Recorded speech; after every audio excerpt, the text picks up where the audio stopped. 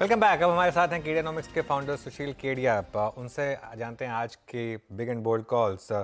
सुशील ji, good morning. आज की rocket call से मॉर्निंग। शुरुआत करते हैं फिर। देखिए, रॉकेट्स तो ऐसा है ना। जब बाजार देगा तो ही हम चला सकते हैं। लास्ट 10 दिन में रॉकेट्स ऐसे डूबे थे कि जैसे बॉक्सिंग मैच चल रहा हो। तो रॉकेट्स पे मैं ज्यादा ऑब्सेस नहीं होना चाहता अनुज। हैं बहुत सारे बी ग्रुप में स्टॉक्स, पर अब एक अच्छे खासे करेक्शन के बाद लार्ज कैप्स में भी कुछ स्टॉक्स ऐसे हैं जो आने वाले समय में रॉकेट जैसी चाल दे सकते हैं। जैसे फॉर एग्जांपल पीडिलाइट, पीट दिया इसको बिल्कुल। पर अब ये जैसे 2490 के ऊपर चलेगा, उस दिन एक रॉकेट कॉल ट्रिगर होगी कि डिलीवरी लेने वाले के लिए, भले ये सट्टे में अवेलेबल है, ए ग्रुप में अवेलेबल है, ट्रेडिंग करने वाले के पैसे बहुत कम बनते हैं, अक्सर नॉइस में आदमी खट जाता है।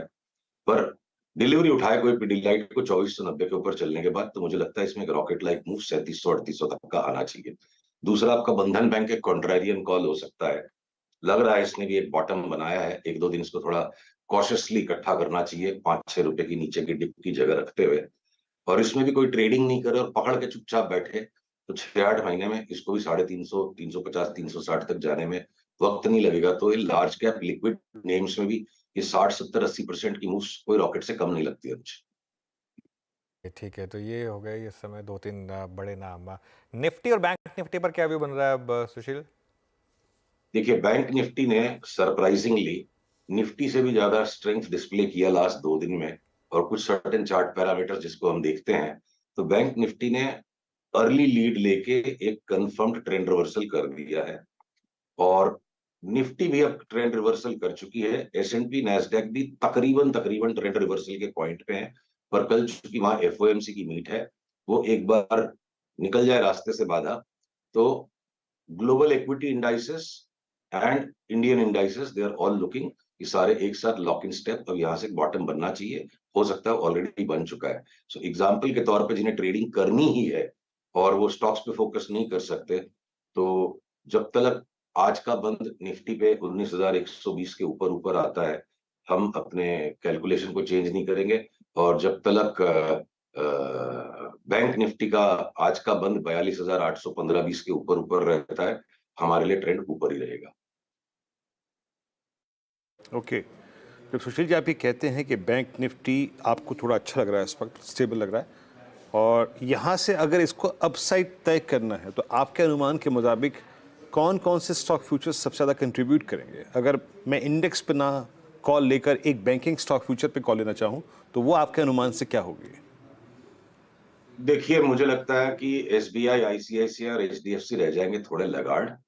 और लीड ले लेगा आपका एक्सिस बैंक, कुछ हद तक इंडसइंड बैंक, और कोटक महिंद्रा, जिसकी एक बड़ी सिजलिंग रैली पूरे पूरे 1 महीने से ज्यादा पोस्टपोन्ड हो चुकी है। तो 2-4-5% इन स्टॉक्स में ज्यादा बढ़ जाएगा।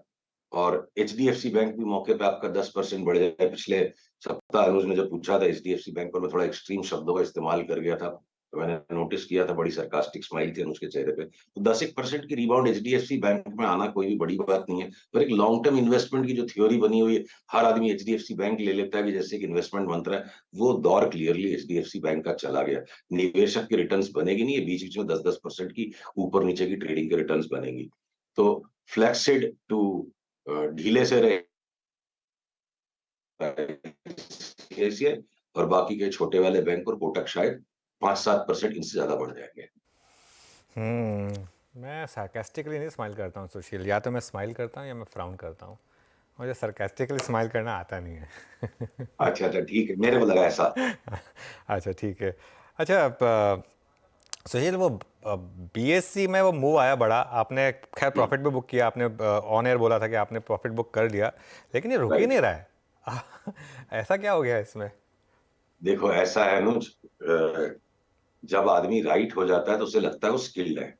पर हकीकत ये है कि स्किल भी लक से ही काम करती है। तो जब तक चल गया लक, जितना आप लेके निकल पाए निकल गए।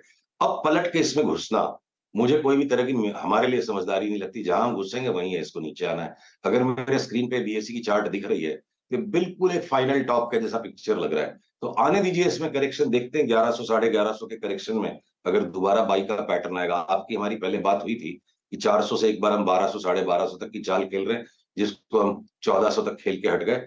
अब अगर दोबारा पुल बैक में बाई का पैटर्न मिलेगा तो देखेंगे, चढ़ के नहीं लेंगे।